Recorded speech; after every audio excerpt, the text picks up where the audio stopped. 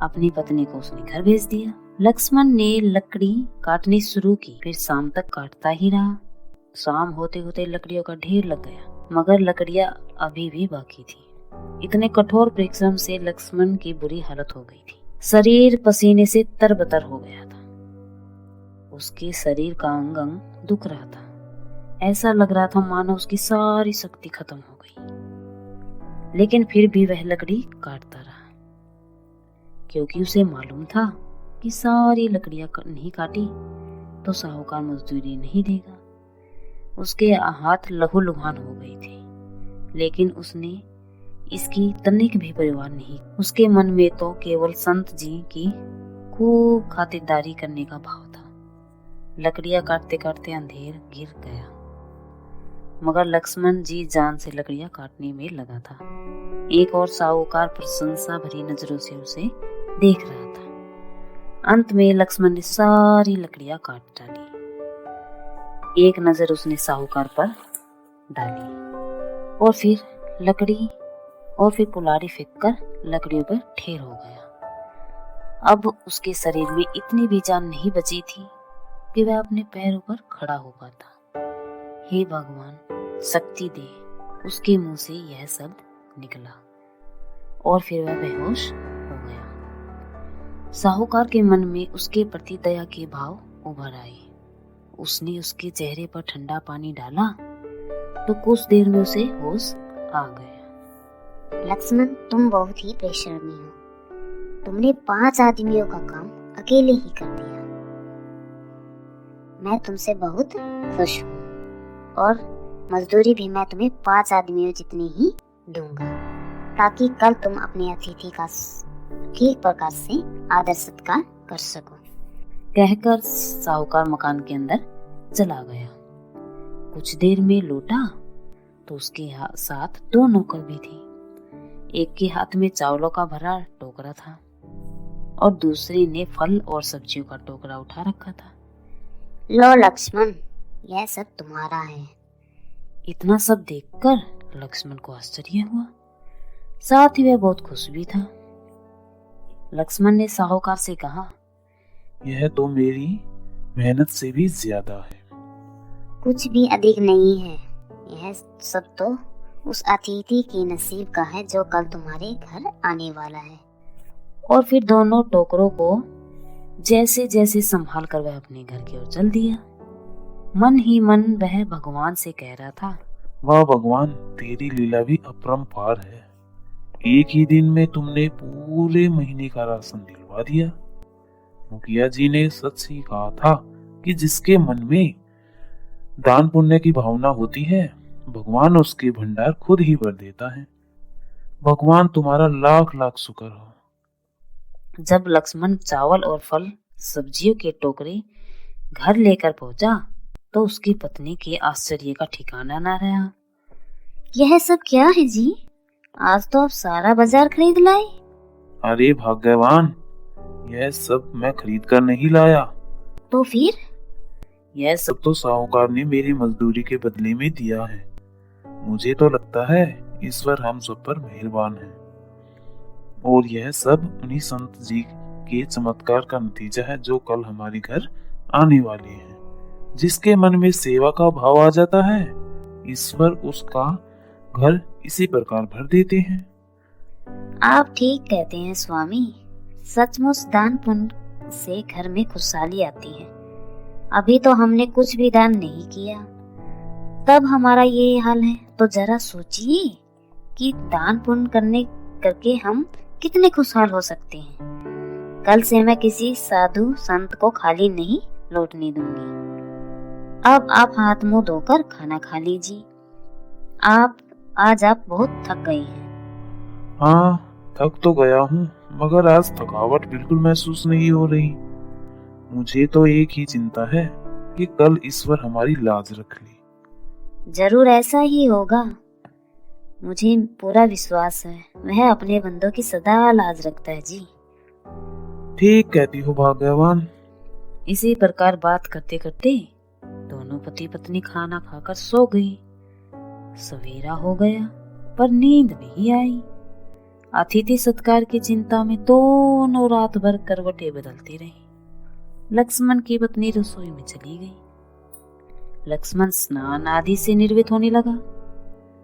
कुछ ही देर बाद जब वह आया तो उसकी पत्नी ने कहा, सुनो जी, भोजन तैयार है, आप संत जी को बुला लाएं। लक्ष्मण घर से निकला तो देखा पूरे गांव में बाहर से आई है। चारों ओर राम नाम की चादर ओढ़े साधु संत घूम रहे हैं। वह जल्दी से मुखिया जी के चौपाल पर पहुंचा और बोला, मुखिया जी, अब आप एक संत जी को हमारे यहाँ भेज दीजिए। लक्ष्मण को देखकर मुखिया जी को कुछ याद आया। अरे भाई, सेवा कर्म वालों में तुम्हारा नाम तो लिखना मैं भूल ही गया। तुम तो जानते हो कि जब मैं तुम्हारा नाम लिखने ही वाला था तभी सेठ दीनानाथ आ गया। बस जल्दबाजी में मैं बाकी सभी संतों का भोजन उनके हिस्से में लिख दिया। यह सुनकर लक्ष्मण बड़ा निराश हुआ। उसका सारा उत्साह ठंडा पड़ गया। तड़प कर वह बोला, अब आप ही बताइए मुखिया जी, मैं क्या करूं? जब तक संत जी मेरे घर भोजन नहीं करेंगे तब तक मैं और मेरा परिवार अन्न ग्रहण नहीं करेंगे। भाई लक्ष्मण, मैं अपनी भूल की क्षमा चाहता हूँ। तुम ऐसा करो, भगवान को भोग लगाकर भोजन खा लो। नहीं नहीं, ऐसा नहीं हो सकता मुखिया जी। आपने तो सारी आशाओं पर पानी फेर दिया। मैं गरीब हूं ना, इसलिए आपने मेरी ओर ध्यान नहीं दिया। देखो भाई, इसमें गरीब अमीर की कोई बात नहीं है, मगर फिर भी भूल तो हुई है।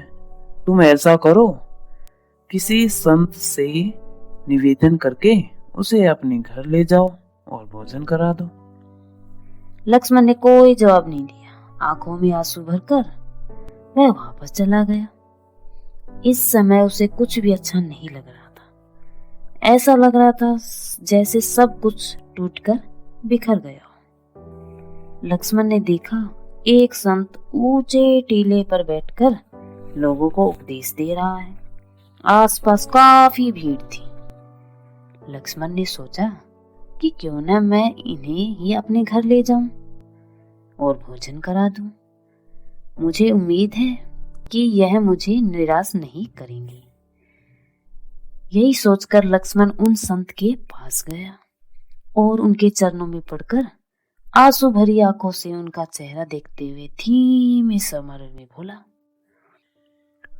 मेरी विनती स्वीकार करो महाराज। तुम्हें क्या कष्ट है बच्चा? लक्ष्मण ने उन्हें पूरी बात बता दी। फिर बोला, अब मेरी आपसे यही विनती है कि महाराज आप मेरे घर चलकर जो भी रूखा सूखा है उसे ग्रहण करें, तभी मुझे शांति मिलेगी। अगर ऐसी बात है तो मैं तुम्हारे घर अवश्य चलूंगा।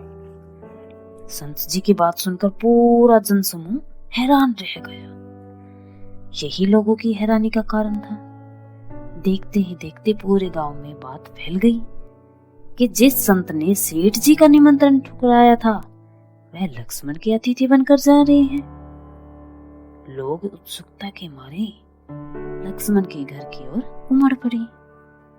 सेठ ने यह सुना तो उसे बहुत बुरा लगा। उसने अपना अपमान समझा। इसका कारण जानने की गरज से लक्ष्मण के घर की ओर चल दिया। बाहर खड़े लोग तरह तरह की बातें बना रहे थे और भीतर लक्ष्मण व उसकी पत्नी संत जी को बड़ी श्रद्धा से भोजन करा रही थी।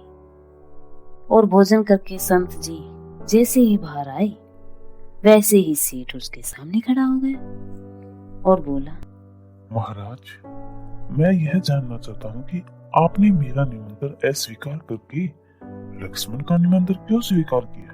कि मैं तुम्हारे निमंत्रण में अहंकार देख रहा था। तुम मुझे निमंत्रण नहीं दे रही थी, बल्कि यहाँ मौजूद सभी गांव वासियों को यह बता रही थी कि तुमने 500 संतों को भोजन कराया है और तुम इस गांव में सबसे बड़ी दानी हो। जबकि लक्ष्मण के निमंत्रण में अनुरोध था। इसके मन में संतों के प्रति सच्ची श्रद्धा थी, क्योंकि यह स्वयं भी बहुत सीधा और सच्चा इंसान है। लक्ष्मण ने संत जी की जय जयकार की। मैं बड़ा भाग्यशाली हूँ कि आपने मुझ जैसे गरीब के घर भोजन ग्रहण किया। कोई छोटा बड़ा अमीर नहीं होता लक्ष्मण, जो सच्चा होता है उसकी मदद करने ईश्वर खुद धरती पर आते हैं। हाँ लक्ष्मण, अब तो हमें जाना ही होगा, मगर जाने से पहले मैं तुम्हें सदा सुखी रहने का आशीर्वाद देता हूँ। मैं देवराज इंद्र हूँ। इस गांव में सिर्फ तुम्हारे ही मन में संतों के प्रति सच्चा आदर है, और तुम जो भी कुछ कर रहे थे निस्वार्थ भावना से कर रहे थे, जबकि संतों को भोजन कराने के बदले सभी के मन में स्वार्थ की भावना थी। इसीलिए भगवान श्री हरि ने मुझे तुम्हारी मदद के लिए भेजा था। मेरा आशीर्वाद है कि तुम सदा सुखी रहो। और फिर देखते देखते भगवान अंतर्धान हो गए। वहां उपस्थित जन समूह श्रद्धा से उन्हें नमन कर रहा था कि तभी वहां बैठे संत जी भी एकाएक अंतर्धान हो गए। अब बस केवल उनके चरण कमलों के निशान बाकी थे। सभी लोग भाव विभोर होकर भगवान विष्णु और देवराज इंद्र की जय जयकार करने लगे।